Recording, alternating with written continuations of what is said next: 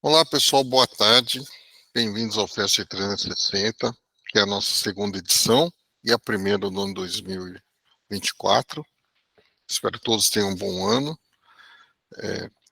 Nós estamos dando sequência àquela iniciativa que começamos em dezembro e que vamos manter todo dia 15 de cada mês, que é uma conversa sobre todos os aspectos que envolvem a operação, o uso e o nosso relacionamento com vocês, são os nossos clientes. Hoje, nós vamos falar de um assunto que ele é um dos pilares da produtividade que nós falamos na nossa primeira sessão, que é a infraestrutura.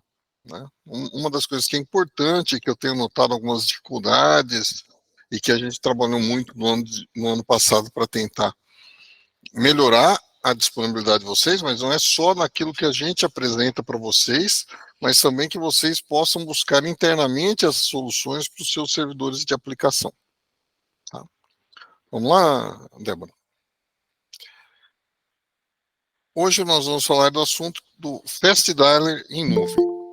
Então, nós trabalhamos no ano passado, ou na verdade, desde o ano retrasado, para tentar estabelecer uma boa estratégia de nuvem para fornecer a solução para os nossos clientes, em termos de desempenho, de custo-benefício e de tudo isso que a gente vai tratar, dos benefícios que a gente colheu aqui e dos benefícios que vocês podem colher dentro da estrutura de vocês, migrando não só o Fast Dialer para a nuvem, mas também vocês vão poder conversar internamente aí com a sua equipe para migrar os demais servidores de aplicação para a nuvem. É claro que aí não é a nuvem gerenciada pela Fast, que a gente só gerencia os servidores do Fast Dialer, mas que vocês já vão perceber as inúmeras vantagens que essa migração para a nuvem tem. Tá? Uma das coisas que a gente tem notado muito receio dos nossos clientes é a formatação da nuvem, porque hoje nuvem, né, o que é a nuvem é uma coisa que tem muitas respostas e a implementação da nuvem varia de fornecedor para fornecedor, não só dos fornecedores de nuvem, mas também quanto aos fornecedores de aplicação. No caso da Fast, a gente adotou uma estratégia em que cada cliente que vem para a nossa nuvem, ele é colocado em um servidor virtual dedicado a ele, com núcleos de processamento dedicados, ou seja, com processadores dedicados, com memória dedicada e com disco dedicado. Então, você não corre o risco de perder performance porque está compartilhando a sua estrutura com outro cliente, né, com outro cliente da Fast. Então, aqui nós trabalhamos com servidores virtuais dedicados e dessa forma nós alocamos uma quantidade fixa de processamento, de memória e de disco para cada cliente. Tá? Então, só para, antes de criar aquele impacto que a gente vai discorrer em tudo, é bem legal ressaltar isso. Hoje nós utilizamos a nuvem da Oracle, como nossas máquinas são máquinas Linux, nós usamos servidores com tecnologia ARM, que são servidores mais modernos, que têm um bom custo-benefício. Nem todas as aplicações podem ser migradas para servidores ARM, em especial hoje eu acredito que as aplicações que rodem em servidores Windows, eles têm alguma dificuldade ainda de rodar nessa arquitetura, tá? Então,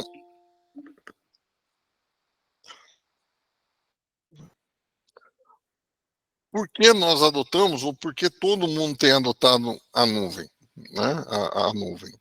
E o que é a nuvem? Primeiro, o que é a nuvem? A nuvem são servidores que estão disponíveis em data centers. Esses data centers aí, existe uma infinidade deles no Brasil e no mundo.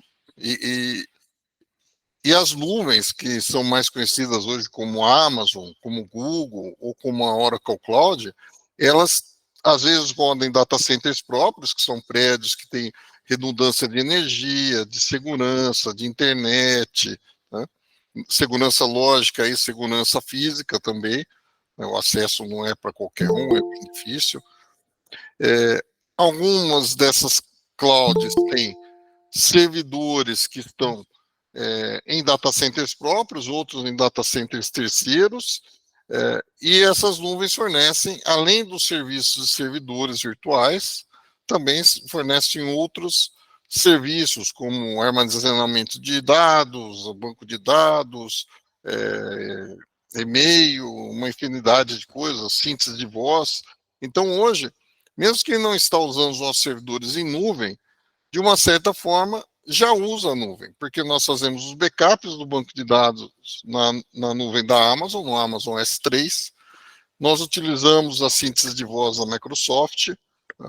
Nós também utilizamos o reconhecimento de voz, que hoje é feito pelo CPQD, mas é feito em servidores nossos, que também são em nuvem, né? Então, mesmo quem hoje não está em nuvem, já começa a ser afetado, né, pela nossa nuvem, não afetado no sentido negativo, começa a ser afetado no sentido positivo, de disponibilidade, de aumento de carga, de estabilidade, de velocidade de retorno de backups. Quem teve problema aí que precisou voltar um backup já percebeu como é rápido hoje voltar um backup, que hoje está na Amazon S3. Tá? Então, um dos aspectos que nos leva à nuvem é a alta disponibilidade e a redundância. Né? Que hoje, uma das coisas que é mais complicada numa operação, principalmente numa operação de call center, que é tão intensiva em recursos de mão de obra, ou seja, esses recursos custam caro, mesmo quando ela não está trabalhando, né? É a parada. Eu acho que um dos maiores fantasmas que deve assombrar qualquer gestor de call center, de central de atendimento, é a indisponibilidade da aplicação. E uma das grandes vantagens que a cloud nos traz é a alta disponibilidade de servidores e a redundância. Ainda que fale energia no país como um todo, como nós tivemos aí na cidade de São Paulo, aí nos meses recentes, né, há poucas semanas, uma tempestade, muitas empresas ficaram sem energia.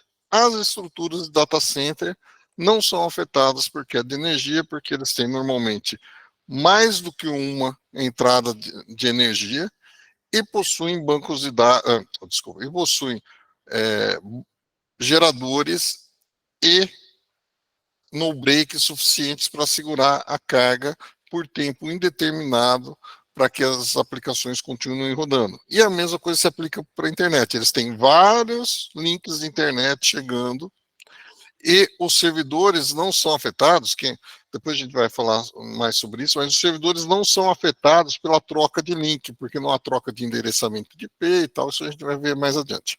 Mas toda essa alta disponibilidade e a redundância de recursos nos garante um uptime maior. E com isso, os clientes, vocês passam a ter opção de trabalhar mais tempo sem depender de indisponibilidades externas. Mas aí você vai falar, mas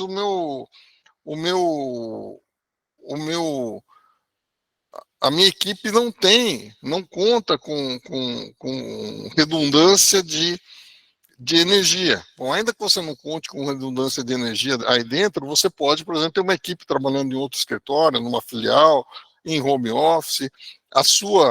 Você pode fornecer quantidades de no-breaks para que uma equipe mínima possa trabalhar, né, aí dentro. Você ainda pode, através de notebook, por exemplo, que tem uma quantidade boa, ter a sua supervisão trabalhando, operando ainda, por exemplo, os agentes digitais de voz, eles não vão parar por conta da falta de energia, né? O mesmo se aplica à internet. Então, é mais fácil de manter uma redundância de internet quando o servidor não está dentro de casa, né? Quem tem hoje servidores dentro de casa, contando com firewalls dentro de casa, como o PFSense, por exemplo, sente a imensa dificuldade da troca de link, porque é complexa a configuração do PFSense para o cenário de VoIP. Então, muitas vezes a voz para de passar num sentido, para de passar no outro sentido, picota. às vezes você tem que trocar junto à operadora de VoIP o endereço IP, às vezes ele não está disponível, você trocou, quer dizer, há uma série de fatores que estão relacionados a isso que se tornam muito mais simples, mesmo quando você depende de montar uma redundância dentro da sua própria operação, né? Acho que isso é uma coisa bem legal da gente pontuar. Isso, claro, não serve só para os servidores do Fast Dialer, né? Isso serve como uma ideia geral para a sua operação como um todo, tá? Seguindo nessa ideia, por favor, Débora, nós temos também uma outra característica que é importante, que é a elasticidade e escalabilidade, que é praticamente a mesma coisa, né? Hoje, quando você monta uma infraestrutura interna, uma infraestrutura dentro de casa, um dos problemas que acontece é sempre aquele: qual é o tamanho do servidor que eu vou comprar? Porque eu não posso alocar um recurso muito grande, não é? Porque senão isso vai ser um upfront de investimento muito alto, e eu não posso também comprar no muito pequeno que não vai suportar o crescimento da minha operação. E não se engane, né? Você não consegue fazer um upgrade de servidores. Isso é muito complicado, né? Todas as vezes que você tenta fazer isso, você acaba entrando numa série de problemas. Então, você não tem a possibilidade de crescer o seu servidor à medida que a sua operação vai crescendo. Então, ou você já vai comprar um servidor para durar 2, 3, 4 anos, né? Ou você vai comprar um servidor menor e no momento que a sua operação começar a engargalar, e aí é picote de voz, é falta de espaço em disco, ainda espaço em disco você, de uma certa forma, ainda consegue, de uma forma mais simples, contornar. Mas você não contorna o problema de você não ter processamento de dados, muitas vezes nem o de memória. A memória saiu de linha, aquele lá não existe, tem que trocar toda a memória. Aí eu preciso de um técnico para, desliga o sistema, abre a máquina, fora de horário, liga, torce para a máquina ligar de volta. Quer dizer, é um cenário desafiador, né? E aí, falando de redundância, como a gente falava, hoje um servidor mínimo da Dell aí que custe aí é 15 mil reais, né? Talvez um pouco menos, mas pode ser muito mais do que isso. E aí, voltando na questão da redundância, né? Se esse servidor, por exemplo, crashar, tudo pode acontecer, né? E aí, voltando à redundância, onde que eu vou, então, reinstalar meus servidores de aplicação? Porque, como o PSDAR ou como outros, porque eu vou ter que comprar 2 servidores, um para ficar aqui de reserva, debaixo da mesa. Então, uma das questões que nos atrai à nuvem, principalmente uma nuvem com boa tecnologia, é a escalabilidade, ou seja, no momento que eu preciso de mais processamento, eu consigo acrescentar processadores. No momento que eu preciso de mais memória, eu consigo acrescentar mais memória. No momento que eu preciso de mais disco, eu consigo acrescentar mais disco. Então, eu não preciso pagar antecipadamente por algo que eu nem sei se realmente eu vou precisar usar. E se acontecer um crash, às vezes acontece até mesmo em nuvem, né? Aí a gente volta à questão da redundância. Porque rapidamente eu consigo subir um servidor na nuvem, na Oracle Cloud, por exemplo, rapidamente. O Roberto hoje consegue subir um servidor aí, sei lá, em 20 minutos, né? E voltar o backup em mais uma meia hora, talvez. Então, ainda que aconteça uma coisa que nunca aconteceu, né? A gente consegue voltar isso rapidamente para que os clientes possam, para que o cliente possa continuar operando. Tá? Para não falar que nunca aconteceu uma vez lá na Amazon, em um dos data centers da Amazon, a gente precisou recuperar um servidor. Isso já, sei lá, uns 3 anos atrás. Tá? Então, uma das coisas que é importante na ideia da infraestrutura é não só manter ela sempre funcionando, mas que o desempenho da aplicação continue ótimo à medida que o tempo passa, porque isso é uma coisa que acontece com frequência, né? o servidor foi subdimensionado e aí a aplicação começa a ficar lenta, lenta, lenta, cada dia mais lenta, você fala assim, não era assim, e agora também não consegue resolver, porque vai demandar um novo investimento de hardware. Ok? Outro aspecto que é muito bacana da utilização da nuvem é a agilidade e a inovação. Veja só, por exemplo, no nosso caso, isso também vocês podem levar para os outros servidores que vocês tenham, né? Com a nuvem, eu consigo muito mais facilmente atualizar o software, né? Porque até se precisar, por exemplo, uma reinstalação, eu consigo instalar o software num outro servidor, como está acontecendo agora, que a gente está migrando do Ubuntu, que é o sistema operacional Ubuntu que nós utilizamos, né? Hoje nós utilizamos 3 versões de Ubuntu diferentes. O Ubuntu, como eu sei que vocês não são da área, eu vou dar uma explicadinha rápida. O Ubuntu, ele tem versões de longo tempo de suporte, que são LTS. As versões LTS normalmente saem a cada 2 anos. Então, as que normalmente elas são a 14, que é o ano de 2014, veja, 10 anos, né? A gente tem alguns servidores que a gente está ainda rodando com essa versão, mas ela já não tem mais o suporte de longo prazo do fornecedor. Nós temos o 16 e o 18. Então, a gente normalmente vai de ano em ano, porque a dificuldade que nós temos hoje de atualizar um sistema operacional inteiro é que nós precisamos formatar a máquina onde está o sistema operacional, instalar o sistema operacional novo, voltar os backups das gravações, e é muito difícil de fazer isso, porque você precisa copiar tudo para fora, reinstalar a máquina, copiar tudo para dentro, precisa ter uma pessoa presente na empresa de vocês para fazer isso, para nos auxiliar. Quer dizer, é uma engenharia. Pode dar problema no meio do caminho e aí a gente não tem para onde voltar, porque a máquina já foi reinstalada.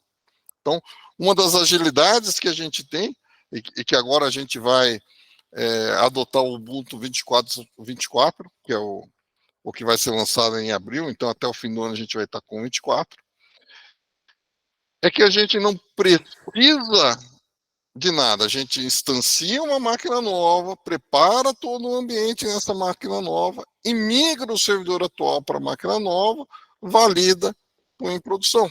Desliga a máquina velha, pode até deixar alguns dias ela como plano B.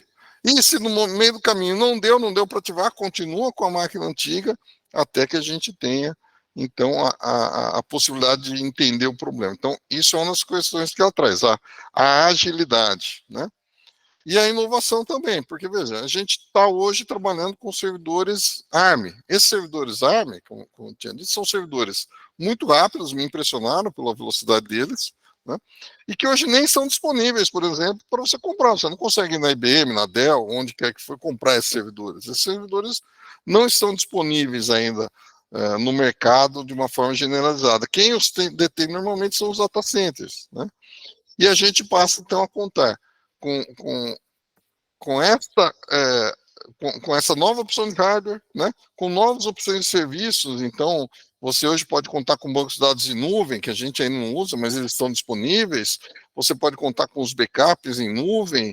Quer dizer, tudo muito mais rápido. Você não precisa ir adequando a sua infraestrutura para poder receber todas essas novas coisas, né? Então, a gente vai conseguir ir mais rápido com o sistema operacional, mais rápido com atualizações, então, que suportam apenas sistemas operacionais mais novos. Então, a gente tem clientes hoje que ainda não usam o TTS da Microsoft, que a gente usa, acho que agora quase nenhum, né? Mas demorou um pouco, por quê? Porque o Ubuntu, o TTS da Microsoft não rodava no Ubuntu 14. Então a gente começa a amarrar todo o trem de desenvolvimento e inovação que a gente poderia estar entregando para o cliente, porque a gente fica preso nessas infraestruturas passadas. Tá? Então, essa é outra vantagem que a gente tem. Estar com o software mais atualizado e, por consequência, mais seguro e com as melhores tecnologias disponíveis à medida que eles vão acontecendo. Né? É claro que a gente normalmente toma algum cuidado para não ser o pego com algumas implementações que ainda são muito novas, mas isso fica ao nosso critério, não dependemos de outros critérios. A gente mesmo consegue imprimir o ritmo de agilidade e inovação por conta da infraestrutura que está presente na nossa cloud. Débora?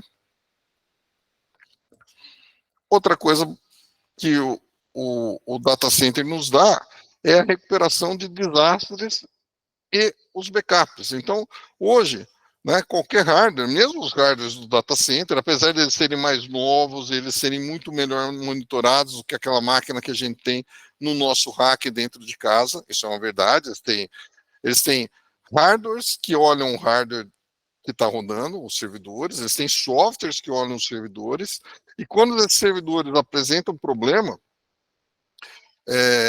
você nem é notificado muitas vezes, ou às vezes acontece um reboot aí no meio da madrugada do serviço, porque eles pegam sem você fazer nada, tiram a máquina daquele servidor que está para dar problema, ou seja, ele fala, olha, pode ser que aquela máquina vai dar problema, eles tiram as máquinas virtuais daqui e passam essas máquinas para outros hardwares físicos, para outros servidores físicos. Então, muitas vezes o que você sente, e às vezes nem isso, é um reboot na máquina. E às vezes nem isso não acontece. Essa operação muda. Então, a chance de você ter um problema irrecuperável é muito menor. E no nosso caso, por exemplo, ainda que isso aconteça, a gente consegue recuperar muito mais rapidamente. Porque hoje, por exemplo, se queimar a fonte do seu servidor e ela não for redundante, até que venha um técnico substituir a fonte do seu servidor, a sua operação vai ficar parada. Né? E como acontece na nuvem? Na nuvem não, na nuvem eu subo outro servidor. E se eu não conseguir subir naquele data center, eu vou procurar outro data center para subir. Por exemplo, a Oracle tem data center, vários data centers, tem no Rio de Janeiro, tem nos Estados Unidos. Hoje a gente usa a estrutura do Rio de Janeiro para ter uma melhor performance de voz, ou seja, uma baixa latência. Mas então a gente consegue, a nossa equipe de suporte consegue rapidamente montar uma imagem do serviço, que ela já está pronta, na verdade, é só subir mesmo, voltar o backup, né? Infelizmente do dia anterior, mas ainda assim é o backup, e a gente continua a operação em poucos minutos. Quer dizer, a gente não depende que o técnico venha com até 4 horas, se o seu contrato de manutenção for premium com a Dell, ou até o dia seguinte, né? E depender de todas essas para que a máquina volte. Então a gente consegue voltar. E se a gente consegue voltar a máquina depois, a gente consegue buscar outras coisas, tá? Depois eu vou falar de características que a gente vai ter no futuro até em relação ao backup. Não, já vou até adiantar.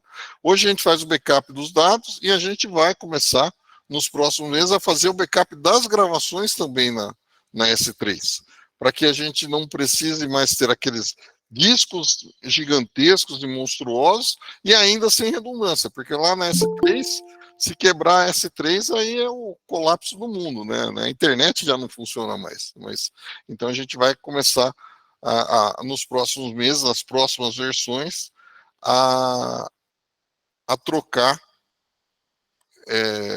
a nossa estrutura de backup das gravações também para S3. Tá? Mobilidade e acesso remoto. Outra coisa que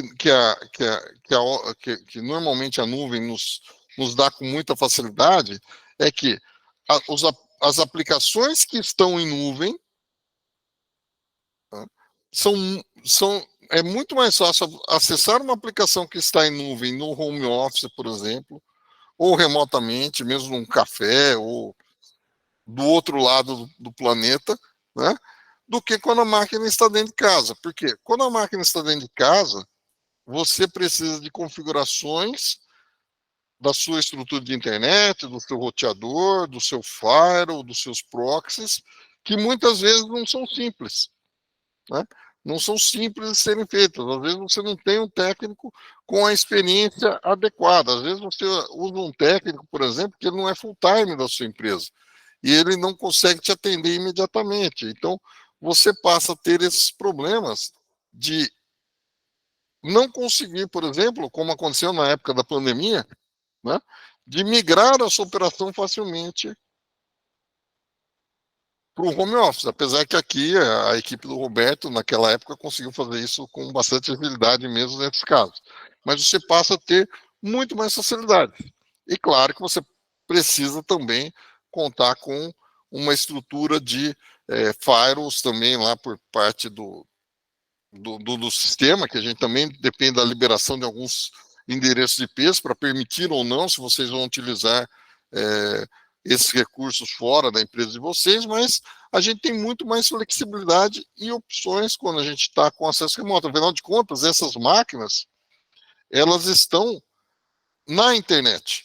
Quando você usa a internet dentro do seu escritório, na verdade, você não está na internet. A sua máquina aí dentro da empresa normalmente usa um endereço IP que é de mentirinha, né? O endereço de rede dele é o endereço não roteável, né?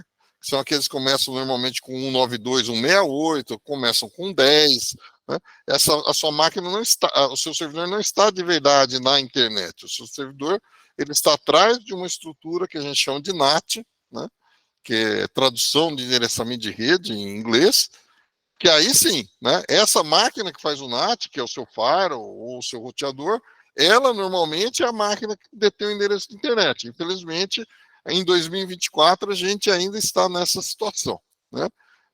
Quem sabe, mais alguns anos, eles vão conseguir implementar o que é chamado de IPv6, aí sim não vai mais existir essa estrutura, mas hoje não, hoje é assim. Então, acontecem alguns problemas, eu não sei se você se você, por exemplo, tem hoje a sua máquina dentro da rede, normalmente você digita o endereço IP, e se você está fora e ela é acessível de dentro, você digita o nome da máquina, né? Você não pode digitar o nome da máquina dentro, por quê? Porque isso é conflito de rede e isso atrapalha muito o trabalho remoto e móvel, principalmente de quem usa voz, né? Os protocolos de voz, eles são muito sensíveis a esse tipo de problemas de endereçamento. Então, você ganha, né, a, a mobilidade e o acesso remoto. Você facilmente muda a sua equipe, muda o seu escritório, muda tudo, né, e o seu impacto é mínimo e você consegue até testar previamente, né? Ou seja, eu vou mudar o meu call center, é uma atividade que muitas vezes as empresas fazem, vou mudar meu call center do endereço A para o B, ou seja, do A para o B são outros links, é outro tudo. E aí você ou leva tudo ou não leva nada. E aí você não sabe se vai funcionar até o momento que você levou todos os servidores, ligou na rede e enfrenta todos os problemas, né? Vocês sabem, muitos de vocês já devem ter vivido isso daí. Tá? Então, esse é outro aspecto que melhora muito quando a gente vai para a rede. E o gerenciamento simplificado. Né? Por que eu digo que o gerenciamento simplificado? Porque quando você vem, quer dizer, quando você vem para a nuvem da Fast, do FastDialer, né, vem com o FastDialer para a nuvem da Fast, né, e com seus servidores, eventualmente para a nuvem que vocês escolherem, mas no caso específico do FastDialer, o nosso suporte é muito simplificado, porque nós gerenciamos os servidores por vocês, nós gerenciamos as configurações. Se o servidor está alarmando com falta de processamento, nós providenciamos o incremento do processamento dele, a quantidade de cores de núcleo, a quantidade de memória, né? Então, a quantidade de disco, se começa a faltar disco, não há necessidade de um terceiro fazer essa manutenção, essa configuração, esse provisionamento para vocês, né? A própria equipe aqui do suporte consegue resolver isso com facilidade. Né? Então, outra questão que é muito importante, né, e que principalmente aí nos últimos dias houveram alguns fornecedores de sistema de cobrança, que eu não vou nomear, mas que aconteceu, né, houveram alguns problemas. Por quê? Porque muitas vezes eles usam os nomes públicos dos IPs, né, então a gente passa a ter uma facilidade de integração, porque a gente consegue rapidamente nos conectar com outros sistemas, como, por exemplo, com o Salesforce, por exemplo, ou com o COB, o COB+, ou com o Revo, via o protocolo que a internet fala, com os IPs públicos, como eu estava falando. Por quê? Porque os nossos servidores estão em IP público, o servidor do serviço também está em IP público. Isso torna a conversa muito mais simples, a configuração mais simples, a ocorrência de problemas muito menor, né?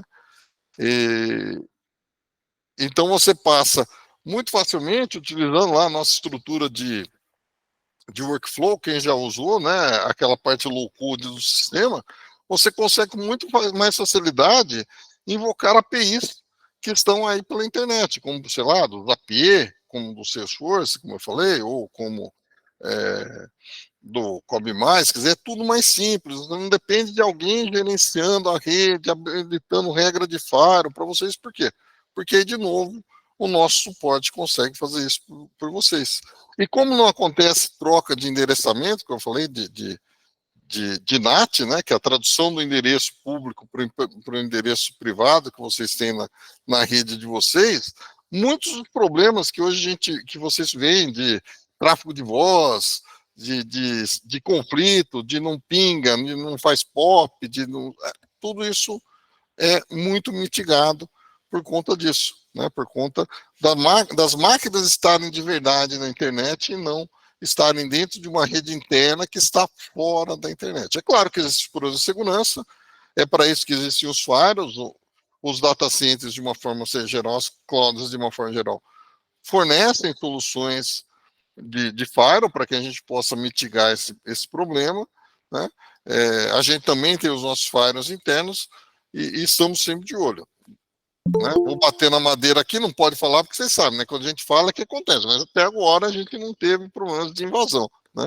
Nós tivemos problema de invasão num cliente até porque o cara pulou de outra máquina na nossa máquina e a rede interna é liberada, né? Então isso até aconteceu uma vez, a gente conseguiu mitigar isso rapidamente, mas, né? Vou bater na madeira aqui porque eu sei que não pode falar, que nem outro dia eu falei, nossa internet nunca cai, agora nunca mais para no ar, né? Mas tudo bem. Então, essa é outra facilidade que nós temos. Tá bom? Sim, Então, Walter. então pessoal, eu quis trazer para vocês neste evento aqui, né, aquela questão que aflige, ou pelo menos me aflige, enquanto gestor, que é a indisponibilidade da infraestrutura. É claro que a disponibilidade da infraestrutura não depende só da nuvem, né? Mas ela mitiga bastante esse problema de indisponibilidade da nuvem. Outros problemas, como, por exemplo, vocês precisam ter fornecedores de VoIP, por exemplo, em redundância, para que se um falha, o outro faz. Às vezes um está falhando numa região, o outro vai conseguir atender vocês naquela região, rota A, rota B, como nós falamos lá no outro encontro. Inclusive, o outro encontro está disponível no YouTube, esse daqui vai ficar disponível. É por isso que a gente está tentando, depois a gente vai editar e vai tirar aqui as pessoas para tentar, né, deixar o mais isento possível aqui, para que ninguém tenha a sua privacidade revelada, mas vai estar disponível lá para vocês poderem rever esse, rever o outro, né, o outro encontro que nós tivemos, onde nós falamos de pontos importantes da infraestrutura, como esse da rota AB, ter rotas alternativas para poder fazer a ligação. A infraestrutura, ao meu ver, é uma coisa importante no aumento da produtividade ou na manutenção da produtividade, porque às vezes eu digo para o pessoal aqui, um dia de indisponibilidade, às vezes não é recuperado em um mês de trabalho, né? Tamanha é a importância do trabalho, a sensibilidade que o trabalho das empresas de call center, de uma forma geral, né? Ou seja, margens apertadas, baixo índice de contato e de e de conversão, né? Então, tudo isso a gente precisa olhar de perto para poder mitigar.